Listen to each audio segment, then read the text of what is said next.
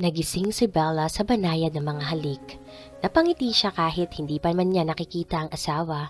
Tsaka ito lang naman ang may kakayahan na pag-initin ng kanyang katawan ng ganoon kaaga. Zandro naman! Daing niya. He kissed her earlobe then hugged her tightly. Good morning. Bati nito sa kanya. Kahit gusto pa kitang makasama at lambingin ngayon ay hindi ko magawa. This is your day, sweetheart. Kaya bumangon ka na at kumain ng pati. Ipinagluto kita, oh. Dahan-dahan siyang umupo. Kung hindi nga lang sa concert niya mamayang gabi ay hindi siya gigising ng ganito kaaga, lalo na at pinagod siya ni Zandro kagabi. Sinapon niya ang magkabila nitong pisngi at tinalikan nito sa labi na agad naman itong tinugon. I love you and thank you for taking care of me and Jared. Kulang pang kabayaran nito sa lahat ng mga nagawa kong kasalanan at makakaasa kang gagawin ko lahat upang makabawi ako sa lahat ng aking mga pagkukulang. Hinaplos nito ang kanyang pisngi. And I love you so much.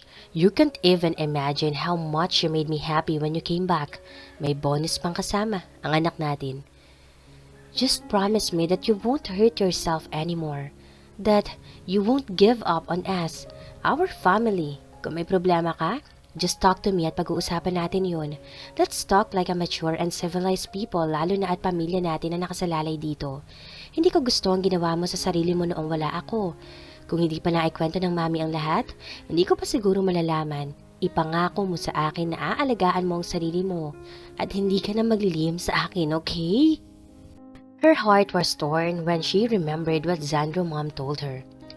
I'm sorry, bulong nito bago siya niyakap ng mahigpit. Hindi ko na kasi kaya ang sakit noon. Nagpatong-patong na ang lahat. You see? Dinala ko yung araw-araw kong ginagawa sa'yo noon.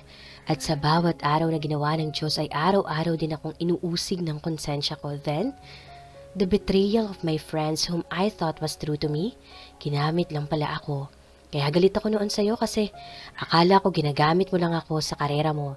Akala ko hindi ka interesado sa gwapo ko mukha at ganda ng katawan ko. Hinampas niya ito sa balikat. She motioned him to continue. Panay naman ang subo nito sa kanya. Nag-umpisa akong makaramdam ng saya noong nagkalapit na tayo at buong akala ko, doon na magsisimula ang maganda nating samahan ngunit sinira ko lang din pala iyon agad. Tuluyang gumuho ang mundo ko nang umalis na lang bigla. Nakita niya ang pagtulo ng luha nito at maski siya ay naiiyak na rin. Seeing this mighty man crying in front of her broke her heart. Mas nasasaktan siya para dito. Halos mabaliw na ako sa bawat araw na dumaraan lalo na at nalaman kong ikaw pala ang babaeng minahal ko noon sa Davao. Ang babaeng kahit sa kaunting panahon ko lang nakasama ay nagkaroon ng malaking bahagi sa puso at sa buhay ko.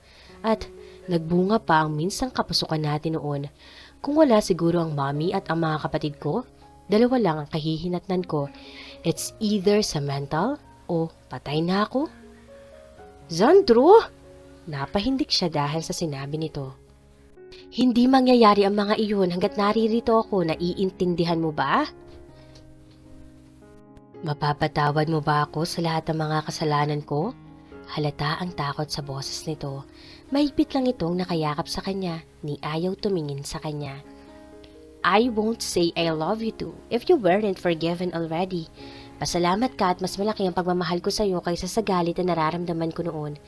Dapat mo ring ipagpasalamat na ako ang tipo ng tao na nasaktan man ng lubos ay madali din namang magpatawad. Ewan ko, gusto ko nga huwag kang patawarin. Ngunit ayaw pumayag ng puso ko dahil talagang isinisigaw ang pangalan mo. Tudyo niya rito. Lumayo ito sa kanya at sinubuan siya ulit. Naiilang tuloy siya dahil panay ang titig nito.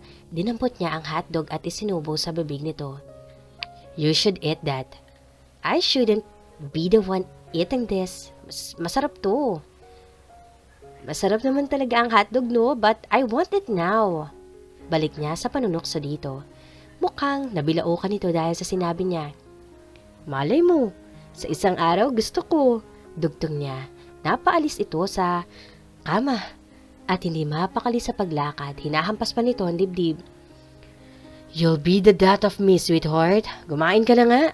Subuan mo ko, please. Lambing niya rito. Paliguan mo din ako, ha? Alam naman niyang paliliguan siya nito. Naging everyday routine na nito ang pagsilbihan siya. Sinasaway niya ngunit hindi naman mapapaawat. Katwiran nito, bumabawi sa kanya. Sinubuan nga siya nito. Masyado siyang ini-spoil nito. And speaking of spoiling, talagang sobra ng spoiled ang kanyang anak sa lola nito sa mga tiyuhin nito. Nahihilig ito sa pagsama sa lola nito lalo na kung pagpunta sa iba't ibang lugar. Nagmana siguro kay Alex and speaking of him, nagulat na lang siya nang tumawag ang kanyang daddy at sinabing may 2 bagong dating na kabayo sa kanilang rancho. Puro at mataas ang presyo sa merkado. Nang tanungin niya kung kanino galing ay nagulat siya na galing dito at bigay daw sa kanyang anak. Sa totoo lang, sumasakit ang ulo niya sa ama niya dahil sa labis na pagbibigay ng kung ano-ano kay Jared. Tapos, dumagdag pa mga kapatid ni Sandro. Hindi din kasi nagpatalo si Jonathan at Dave. Jonathan offered her son a yacht. Dumagdag pa si Dave. Kung ano daw ang gusto ng anak ko ay sabihin lang at gagawin nito ng paraan. A penny for her thought. Napatulala siya. Naglakbay na pala ang diwa niya sa kung saan. Buhat-buhat na pala siya ng asawa patungo sa banyo. Pinabayaan niya itong gawin ang gusto nito sa kanya. Pero sa totoo lang, gustong-gusto niya kapag pinaliliguan siya nito lalo na kapag minamasahin nito ang kanyang ulo habang sinashampoo nito. Pati na rin ang pag-scrub nito sa buo niyang katawan. Wala na talaga siyang masabi sa pag-aalaga nito sa kanya. Happy? Tanong ni Sandro sa kanya. Marahan siyang tumango. I love you so much and thank you for pampering me so much. Nakita niya ang paglambong ng mga mata nito. He cupped her face and he showered kisses all over her face. I should refrain from kissing you. We might end up making love again and I don't want you to be late for your own concert. Ikaw naman kasi eh. Why do you have to be beautiful and delicious every time? Ewan ko sa'yo. Tayo na nga. Yaya niya rito na makapagbihis na siya. What about my other staff? Hindi niya kasi makita ang iba niyang gamit kahapon pa noong dumating siya. I've handled it already. Don't worry. Nasa ayos na ang lahat. Ikaw na lang ang kulang doon. He gave a quick kiss on her lips. I'm so proud of you, sweetheart. Ginagap niya ang kamay nito at siya na ang humila dito papunta sa sasakyan. Mabuti na lang at hindi traffic kaya madali silang nakarating sa venue ng concert niya. Nang tingnan niya ang relong pambisig, still a few more hours before the concert. Kailangan pa kasi ng final touches at adjustment just in case something came up. Nakakapagod but fulfilling. And at last, in less than an hour ay finishing touches na ang kanyang makeup at ang isusuot na damit. Tiyak na magagalit ang asawa kapag nakita nito ang suot niyang damit. Pinalabas niya kasi ito ng dressing room niya nang umpisahan na siyang bihisan. Baka mag-alboroto pa ito kapag nakita ang suot niya. Well, hindi naman niya ito masisisi. Isang above the knee na free-flowing dress ang suot niya. Bukas ang likod noon at tanging manipis na strap ang sumusuporta roon para hindi malaglag. We're about to start in a couple of minutes. Maya-maya ay tawag pansin sa kanya ni Alicia. Halata ang kasiyahan sa mukha nito. Isang buntong hininga ang pinakawalan niya. Kinakabahan pa rin siya kahit pa ilang beses na rin naman niyang ginawa ito. Lalo lang nagpadagdag sa kabang nararamdaman niya nang marinig niya ang hiyawan ng mga tao sa labas habang isinisigaw ang pangalan niya. And when she heard the cue for her to come out, she silently uttered a short prayer. Nang magsimulang tutugin ang intro ng kanyang opening number ay taas na siyang lumabas. Ipinangako niya sa sarili that she would give it all for that night. Nagsimulang gumiling at umindak ang kanyang katawan kasabay ng isang mabilis na tugtugin. Hiyawan ng mga manonood but she didn't mind them all. Ang gusto lang niya ng mga oras na yon ay mapasaya ang lahat dahil siya man ay sobrang saya ng mga oras na yon. Seeing and hearing everyone cheering her name made her heart swell with so much happiness and gratitude. It was an hour-and-a-half concert at base naman sa reaksyon ng mga tao ay nag-enjoy ang lahat. Katatapos lang niya magpasalamat sa lahat ng makaramdam siya ng pagod at saglit na pagkahilo. Pinaliwala niya lang iyon at nagdiretso na sa kanyang dressing room subalit hindi pa man siya tuluyang nakakapasok doon na makaramdam ulit siya ng pagkahilo. Mabuti na lang at maagap siyang nasalon ni Sandro na inaabangan na pala siya doon. What happened? Are you alright? Puno ng pag-aalala ang mukha nito. Napahawak siya sa braso nito. Mabuti na lang at maya-maya pa ay nawala na din ang pagkahilong nararamdaman niya. We're heading home. But, putol niya sa sasabihin nito. No more buts, Marabella. You're not feeling well. Bukas na bukas din ay pupunta tayo ng ospital para sa check-up mo. Hindi na siya nakapagprotesta pa nang hilahin na siya nito at igiya papunta sa sasakyan nila. Subalit, hindi na niya namalayan ang kasunod ng mga nangyari dahil tuluyan ng nilamon ng kadiliman ang kanyang kamalayan. It's been a week after her concert and the day that they confirmed her second pregnancy. Kahit paano ay may ideya na siya noon. Kailangan lang niya ng kumpirmasyon. Naalala pa niya kung paano siya pagalitan ni Sandro ng araw na nalaman nito na buntis siya. Imagine, na-shock on his face. At ngayon, sobra siyang naiinis dahil sa pagtrato nito sa kanya. Hindi na rin ito gaano nagpupunta ng ospital dahil mas pinili nitong alagaan siya. Sumasaglit lang ito doon kung may importanteng bagay na kailangan ito mismong maayos. Naroon din ito kapag may hindi mapahindian na operasyon. Sobra kasi ang pag-aalala nito sa kanya ngayong buntis siya. And she can't blame him. Hirap na hirap siya ngayon sa pagbubuntis niya. Walang araw na hindi siya sumusuka. May mga pagkakataon na napapaiyak na lang siya dahil sa sama ng kanyang pakiramdam. Panay ang hagod ni Sandro sa kanyang likuran habang panay naman ang kanyang pagsusuka. Lahat na yata ng kinain niya ng araw na iyon ay naisuka na niya. Sweetheart, puno ng pag-aalala ang boses nito nang magtanong. Ganito ka ba noon kay Jared? Umiling siya. Pakiramdam niya, maski ang magsalita ay nahihirapan na siya. Her second pregnancy is really giving her a hard time. I just wanna lay down. I'm tired. Pinangko siya nito. Pabalik sa kama nilang mag-asawa at maingat siyang inihiga roon. Masuyo nitong hinaplos ang pisngi niya. I'm sorry for putting you in this situation. Nahihirapan ka tuloy. Natawa siya. Amusement was visible in her eyes. Really? So, you won't get me pregnant again? We won't make love anymore? No. I mean, I do love you and I love it when we made love, but putting you in this situation makes me feel bad. But it doesn't mean I don't want you to bear my child again. I do fantasize about having a little you and me running around the house. So, bear with me because this man in front of you wants a big and happy family. And I promise that I'll be by your side every time. He kissed her forehead. I love you so much, Mrs. Zandro Pajardo. I love you too. Zandro made his way beside her, so she climbed on top of him.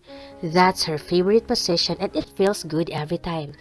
It's as if he's her pill. She feels calm and serene when she falls asleep on top of him. Gaya ngayon, na nag-umpisa na siyang magkikab kahit pa katutulog lang niya.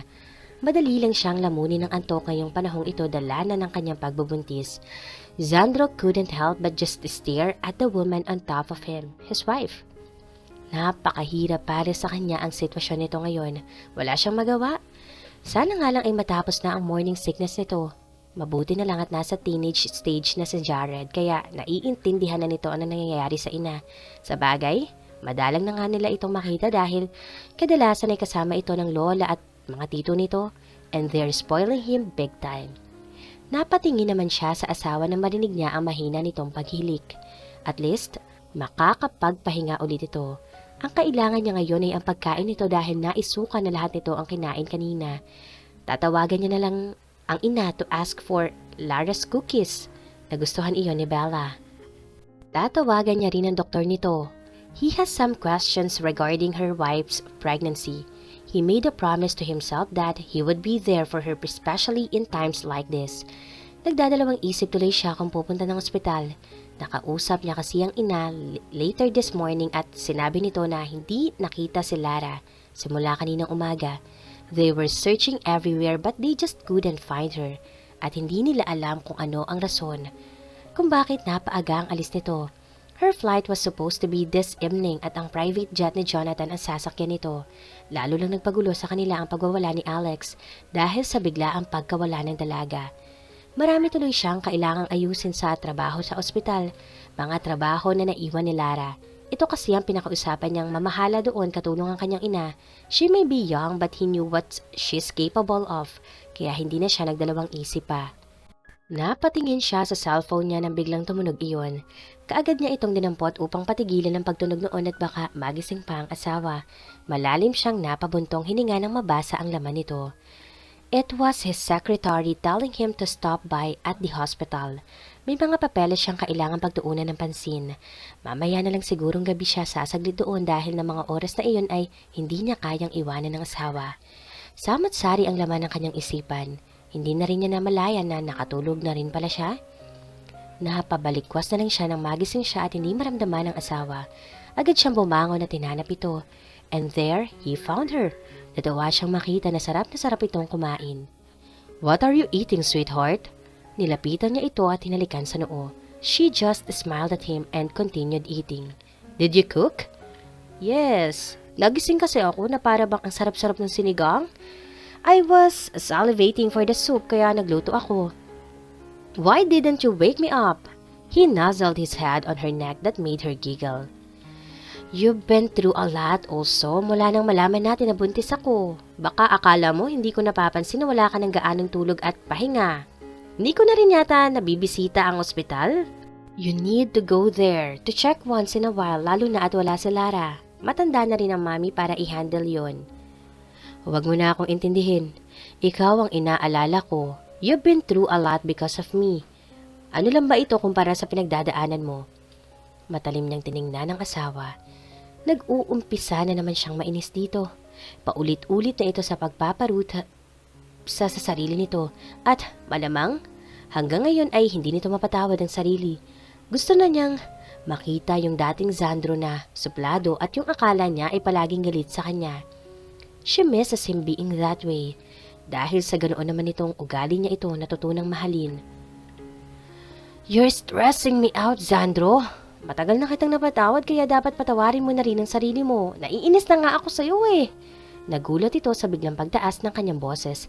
Maski siya man ay nagulat din. "I didn't mean to shout." Bulong niya. "Namimiss ko lang kasi yung dating ikaw eh. The arrogant and mighty Sandro na palaging mainit ang ulo sa akin. Yung dating Sandro na akala mo siya ang pinakagwapo at pinakamagaling sa lahat. Kainis to?" Narinig na lang niya ang pagdagundo ng halakak ni Sandro sa buong bahay. Tumayo ito at nilapitan siya pagkatapos ay yumakap ito sa likuran niya. "So, you miss that old me? What about later? I'll show you how great and handsome your husband can be." She quivered when she felt his sleeve on her neck. "Kainis ka talaga? Maligo ka? Init lang ng katawan yan." "Init nga lang ito ng katawan na tanging ikaw lang ang makakapawi kaya gagawa natin ng paraan ngayon pa lang." Her scream was heard around the house when he held her on the waist and he deposited her on top of the island counter. Just the right spot for them. At mukhang nakikisama ang panahon dahil nagsimulang pumatak ang ulan kasabay ng ingay at halinghing nilang dalawa.